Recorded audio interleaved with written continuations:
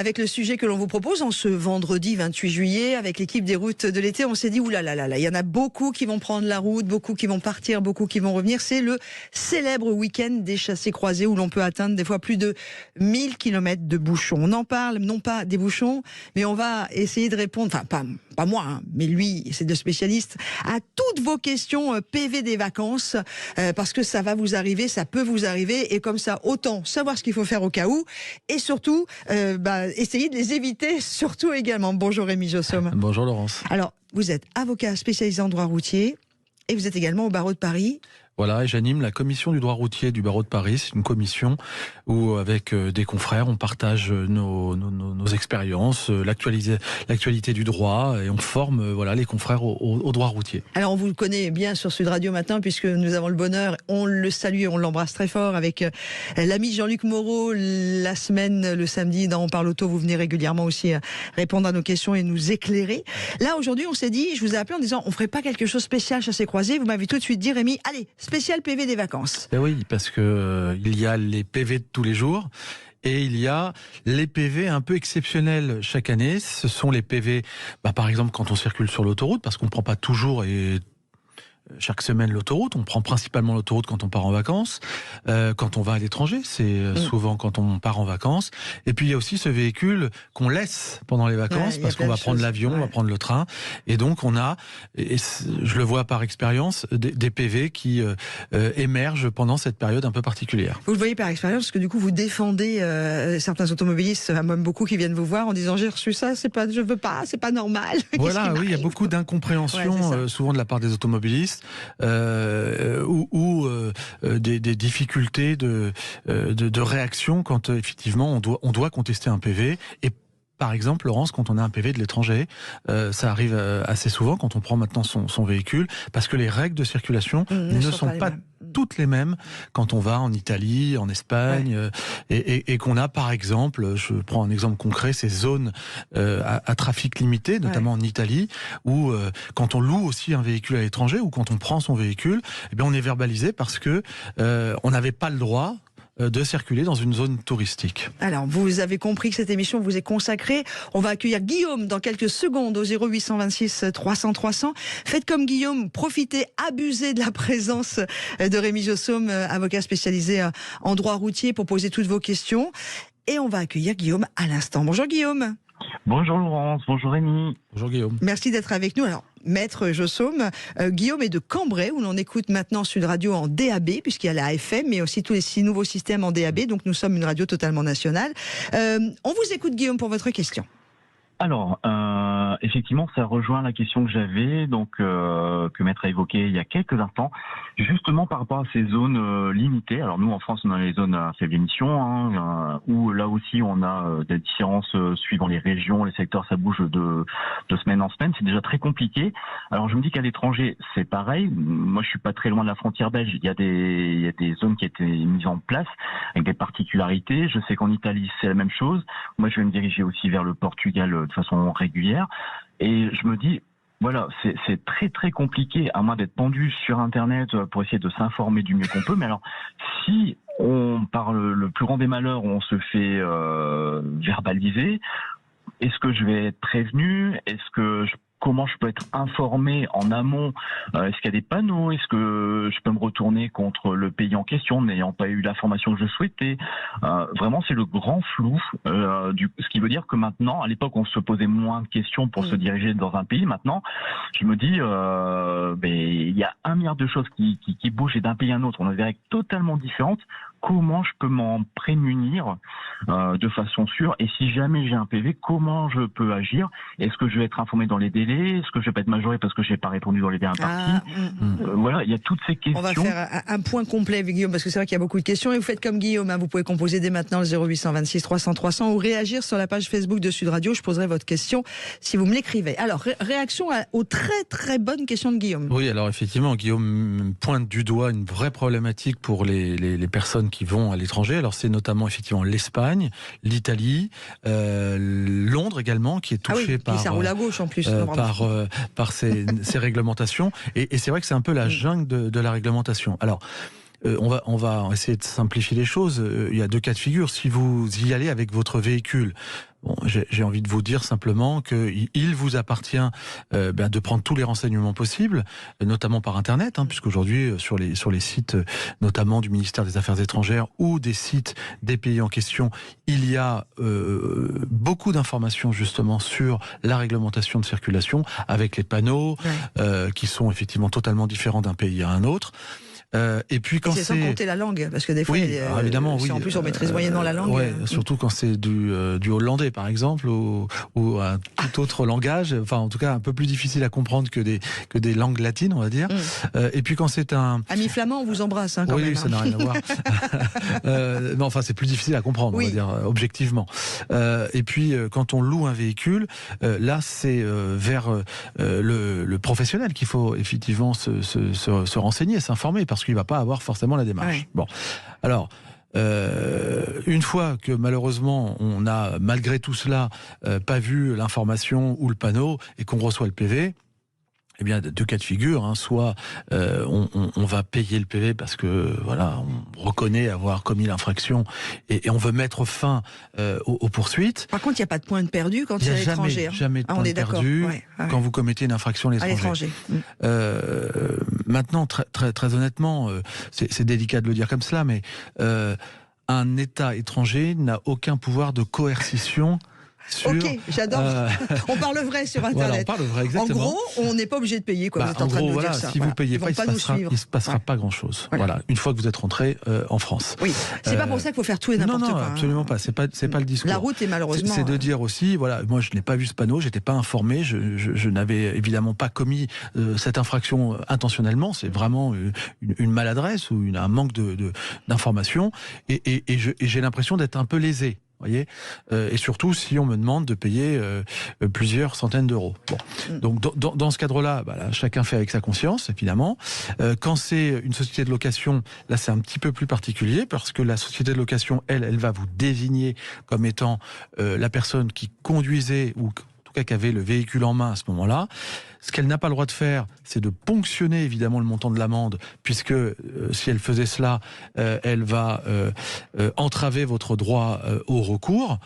Par contre, elle va vous appliquer des frais de gestion et qui parfois sont quasiment équivalents au montant de l'amende. D'accord. Bon. Donc pour résumer, Laurence, évidemment, je prends toutes les initiatives préalablement, je me renseigne avant de circuler à l'étranger. Et vous avez des sites d'associations, je pense par exemple à l'Automobile Club d'Alsace qui renseigne, comme d'autres associations, l'ensemble des réglementations applicables dans des pays frontaliers. Okay. Là, en l'occurrence, l'Allemagne, Luxembourg, voilà, exactement. Suisse. Et puis ensuite, vous avez encore une fois des sites spécialisés de la diplomatie française où vous avez la nomenclature de toutes les règles. Ça peut être par exemple sur l'alcool au volant, sur les vitesses. C'est bien de le savoir. Voilà. Enfin, évidemment, toutes les réglementations ne sont pas les mêmes. Sérieux, maître Jossaume, Guillaume, je ne sais pas si vous êtes d'accord, mais quand je pars en vacances, c'est vrai, je ne vais pas me payer toute la Bible du pays en question. Exactement.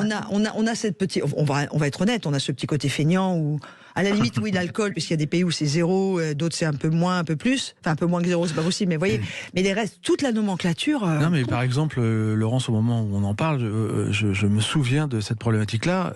Certains pays, je ne crois pas me tromper, mais comme l'Espagne, vous imposent un extincteur dans votre véhicule, en plus du gilet ou du triangle. Alors, vous voyez, effectivement, le touriste qui traverse l'Espagne ou qui vient 15 jours, il ne sera pas verbalisé pour ça, puisqu'il y a une tolérance. Allez, n'hésitez pas à faire comme Guillaume. Guillaume, merci beaucoup. Vous partez quand en vacances et où ?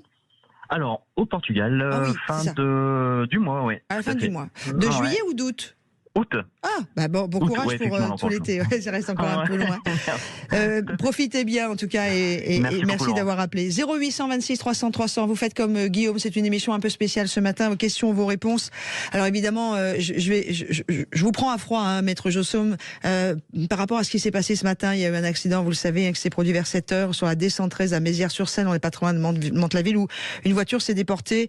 L'accident est mortel du côté, entre autres, du bus qui a dû faire un coup de volant pour éviter la voiture. Le conducteur de la voiture est en garde à vue. Il était là. Qu'est-ce qu'il risque ? Alors c'est difficile de répondre à cette question à ce moment précis parce que on connaît pas précisément les circonstances de l'accident.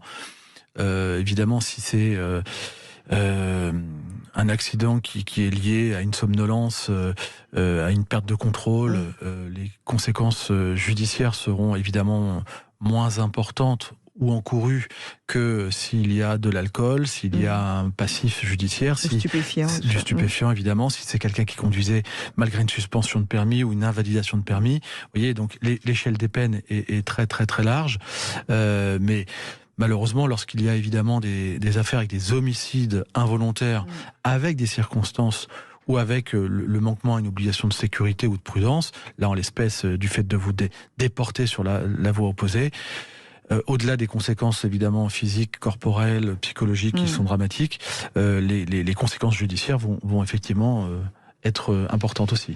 Voilà, je ne pouvais pas ne pas en parler, c'est arrivé ce matin et voilà, je pense évidemment à tous ceux qui sont blessés et puis à ce qui s'est passé. Revenons sur notre sujet du départ en vacances et du chassé-croisé de cet été entre juilletistes et haussiens. Il y a plein de petites choses qu'on ne sait pas ou qu'on ne sait plus parce qu'on l'avait appris au code, mais on l'a un peu oublié. Par exemple, alors ça c'est des choses qui m'énervent, mais je suis peut-être pas la seule, c'est les gens qui restent toujours sur la voie de gauche, sur l'autoroute. Est-ce que je peux avoir un PV parce que je roule sur la voie de gauche et pas sur la voie de droite? Oui. Alors c'est la voie de gauche, voire la voie du milieu, Laurence. Oui. C'est presque parfois aussi énervant d'avoir effectivement ces véhicules on va dire ventouses, qui, pour des raisons un peu particulières, et parfois ils ne le savent pas eux-mêmes, se fixent sur la voie, la voie du milieu. Alors, la règle, elle est très simple. En France, on roule sur la voie la plus à droite. Donc, lorsqu'on a fini son dépassement, on se remet naturellement sur la voie la plus à droite. Et donc, à contrario, circuler sur la voie du milieu alors que l'on n'engage aucun dépassement, ou sur la voie la plus à gauche, là encore, c'est effectivement encore plus surprenant, alors qu'on ne dépasse aucun véhicule, c'est une infraction au code de la route. Et parfois, on a des rappels, vous savez, sur les panneaux d'information sur les autoroutes, on le rappelle qu'on ne reste pas sur la voie du milieu ou la plus à gauche. Et c'est une infraction très rarement verbalisé. Pourquoi ? Parce qu'il faudrait une police de la route, il faudrait des gendarmes ou des policiers qui constatent cette infraction. Et ils ne le font pas en plus. Quasiment jamais. Ou incidemment parce qu'il y a un autre fait qui vient se greffer à cette infraction-là. C'est une infraction de 35 €. Quand même. Voilà. Et c'est vrai que souvent, c'est aussi ce type de comportement qui implique d'autres comportements dangereux. C'est-à-dire que quand vous avez un véhicule qui reste à gauche sans raison, alors vous allez avoir cette mauvaise tendance qu'il ne faut pas faire, de doubler par la droite, de pousser, de klaxonner, des appels de phare, vous savez, tous ces comportements un peu excités, ou surtout ne pas respecter les distances de sécurité. Voilà. Donc, chacun doit être aussi responsable de sa bonne conduite et ne pas provoquer des comportements qui le sont, qui sont dangereux également. Mais en tout cas, voilà, normalement, il peut y avoir aussi un PV, l'amende est 35 €. Si je tombe en panne sèche sur l'autoroute, ça peut arriver. Et avec les voitures électriques, si je tombe en panne sèche d'électricité de ma batterie, est-ce que je peux aussi avoir un PV ou une amende ? Oui, je peux avoir un PV. Pourquoi ? Parce que la bande d'arrêt d'urgence est une voie qui est réservée aux pannes, j'allais dire mécaniques, techniques, mais qui sont des pannes qui n'étaient pas prévisibles. Alors la panne d'essence, alors la panne, électrique, c'est peut-être un petit peu différent. C'est mais encore un peu toléré peut-être. La panne d'essence a été jugée. C'est par définition une panne qui est prévisible, puisque vous n'avez pas pris les mesures nécessaires préalablement pour éviter de tomber en panne d'essence. Et donc vous pourriez effectivement être verbalisé. Là aussi, il n'y a pas de perte de points, pas de suspension de permis. Et puis rappelons-le, au-delà de l'amende, il y a aussi votre sécurité. C'est sûr. Parce que la bande d'arrêt d'urgence, c'est une voie extrêmement dangereuse. Et puis au-delà de l'amende et de la sécurité, il y a le côté galère, quoi. Parce que quand vous vous retrouvez en panne sur le bord de l'autoroute, ça coûte cher de se faire dépanner. Vous voulez avec la jerrycan pour aller à la station d'après, qui est peut-être à 30 km, vas-y, bonjour des vacances. Ce qui est interdit également sur l'autoroute. On ne fait pas de dépannage soi-même avec un jerrycan d'essence en se baladant sur la bande d'arrêt d'urgence. Donc ça coûte très cher parce qu'il faut appeler quelqu'un qui vient nous chercher, en fait. D'ailleurs, on a fait une émission au début des routes de l'été. Faites attention aux patrouilleurs et aux dépanneurs. Mettez le corridor de sécurité en place. Quand vous arrivez sur un lieu d'accident où il y a un patrouilleur ou même autre, vous vous déportez légèrement sur la gauche, si c'est possible, avec beaucoup de sécurité, warning à fond, etc. Et vous créez un corridor de sécurité pour protéger les patrouilleurs. Bonjour Fatih. Bonjour, merci de me prendre. Oui, vous avez fait le 0800 26 300 300. Voilà, faites comme Fatih, n'hésitez pas à nous appeler. On vous écoute, Fatih. De Béziers. De Béziers. Donc, j'ai eu ma voiture devant mon garagiste et j'ai eu 2 PV de 375 €. Une pour manque de contrôle technique et de carte grise, puisqu'elle était devant mon garagiste pour qu'il me la répare. Alors, à la fourrière, 280 de plus. Oh là. Une saisie sur ma retraite de 900 balles. Oh non. Enfin, si, la totale, à Béziers, on n'hésigne pas.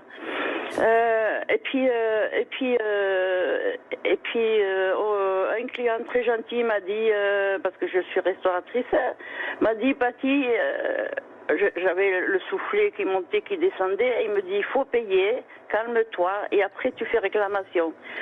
Donc je suppose qu'avec la réclamation, on m'a fait 2 PV déjà, parce que c'est... je ne veux pas rentrer dans la persécution, on m'a fait 2 PV pour manque d'assurance alors que j'avais l'assurance. Donc ça, on me l'a enluné parce que j'ai envoyé le justificatif. Et voilà, donc votre invité, est-ce que quoi ça? Est-ce que quoi faire? Alors, oui. Bonjour. Merci Fatih. Bonjour Fatih, alors votre ami vous a un peu mal renseigné, j'allais dire, parce qu'il faut surtout pas payer, justement. Parce que si on paye l'amende, on met fin à l'action publique et donc on reconnaît les faits. Et à partir du moment où on reconnaît les faits, on peut plus revenir en arrière. Bon, donc dans ce genre de situation, lorsqu'on est destinataire de contravention, que ce soit effectivement pour un défaut de contrôle technique, pour un défaut d'assurance, voilà, c'est effectivement surprenant. Peut-être que la vignette d'assurance était plus à jour et que l'agent en a déduit qu'il n'y avait pas d'assurance. On motive toujours sa contestation, on écrit à l'officier du ministère public, même au stade de la majoration, hein, les délais sont toujours ouverts, et on va justifier qu'effectivement l'infraction n'est pas caractérisée, n'est pas matérialisée. Et puis, on va demander le classement sans suite, parce que l'infraction, comme on le pense, n'est pas caractérisée. Ou alors, il ne faut pas avoir peur de cela, on demande son passage au tribunal. On n'a pas besoin d'avocat, même si c'est effectivement toujours mieux d'avoir un avocat, mais on va au tribunal avec ses justificatifs, et puis le juge va arbitrer entre la partie poursuivante et vous-même, lorsque vous n'êtes pas d'accord avec la verbalisation. D'accord. Mais là, du coup, Fatih... Mais pourquoi on lui a pris ça à 900 € comme ça sur sa retraite? Parce que malheureusement, s'il y a une chose qui marche très bien en France, c'est notamment l'administration fiscale, les impôts, et malheureusement, quand on conteste, parfois, cette contestation-là, elle n'est pas prise en compte tout de suite, elle est traitée avec beaucoup de retard, et en attendant, les impôts, l'administration continuent le recouvrement. Ils vont le rembourser quand même. Alors, on va rembourser toujours lorsqu'il y a soit un retour à l'amende initiale, parce que le ministère public estime qu'effectivement il y a tous les éléments pour revenir à l'amende initiale, donc annuler la majoration, ou parce que il annule lui-même l'amende, ou parce que le tribunal estime que l'infraction n'est pas matérialisée, donc il y a une relaxe, et dans ces cas-là, l'administration fiscale, évidemment, rembourse les sommes qui ont été saisies. Voilà, Fatih, on a, j'espère, répondu à votre besoin, à vos questions. Petite série de questions-réponses, mais il me faut un vrai ou un faux, parce qu'on va faire exploser la pendule. Est-ce que j'ai priorité pour m'insérer sur l'autoroute, puisqu'on est sur le chassé-croisé des vacances? Absolument pas. Ah. Je n'ai pas priorité. Ah, ok, oui, en plus c'est vrai. Je dois limiter ma vitesse si je tracte une remorque ou une caravane? Oui, vrai. On la limite à 90 km/h. Est-ce qu'il y a une durée de validité du ticket de péage? Oui. Il n'y a pas de règle générale, ça dépend des conditions générales du prestataire, c'est 24 heures ou 48 heures. D'accord, si je suis témoin d'un accident juste devant moi, est-ce que je suis obligé de m'arrêter? Alors, sur le principe général, oui, parce qu'il y a une infraction qui est la non-assistance à personne en danger. Sur l'autoroute, par contre, on ne s'arrête pas. Ouais. On prévient les secours. On prévient les secours. Question estivale, est-ce que j'ai le droit de conduire en tongs pieds nus? Alors, question récurrente, chaque année on a le droit à cette question, la réponse n'a pas changé. Sur le principe, il n'y a pas d'interdiction formelle.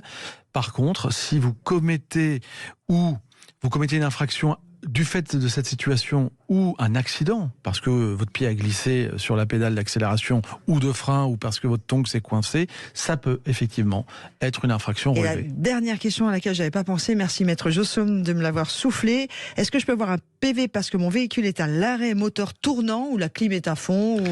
Eh bien oui, c'est assez surprenant, mais bien évidemment. Ben oui, c'est normal. C'est normal, certes, mais quand il fait très très chaud et qu'il y a des enfants dans la voiture, Ouais, faut mieux peut-être le PV avec la clim que pas de PV sans clim. Il y aura plein d'autres questions à poser. Merci beaucoup, Maître Josso. Le temps passe toujours trop vite en votre présence. Avocat spécialisé en droit routier. Et j'ai oublié une jolie casquette que vous avez sur l'Automobile Club. Les avocats. Voilà. Vous êtes le patron, quoi. Le président, le fondateur. des avocats de l'Automobile Club. Cet homme adore la bagnole et ça nous va bien.